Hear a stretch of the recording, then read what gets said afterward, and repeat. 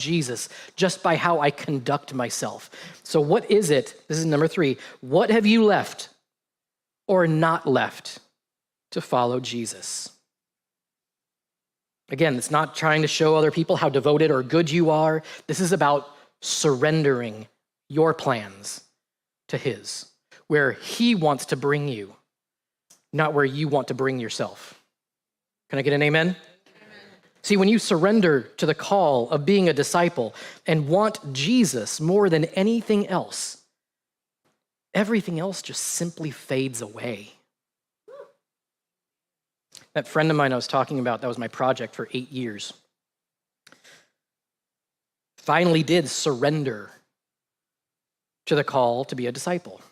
That doesn't mean everything's perfect in that person's life, because we're not going to see true perfection. Truthfully, we're not going to see true perfection in our eyes until Jesus returns, right? Now, we can live in perfection, but we're not going to see it everywhere around us. There's constantly going to be death around us. We don't have to be touched by it, but we'll see it. In fact, on the way here, I saw a squirrel. So sad. You know, we see death everywhere, and we just accept it, don't we? We accept the fact that it's there because of the fallen world that we live in, but we don't have to be touched by it in the same way as disciples of Jesus. Like I said, this friend, not everything is perfect, and sometimes it's a struggle to still follow Jesus. But those things that were so fun and that this person didn't want to give up, after surrendering to Jesus, this person told me, I just don't want to do that stuff anymore. It's not important. It just seems pointless.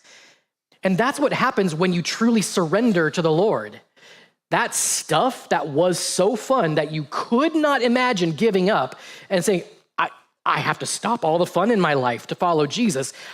I don't want to do that. But when you do surrender, finally, and that's why in point number 1, I mentioned this earlier, before discipleship is practiced, surrender is required. Because when you surrender, that stuff just goes away. And it just doesn't become fun anymore.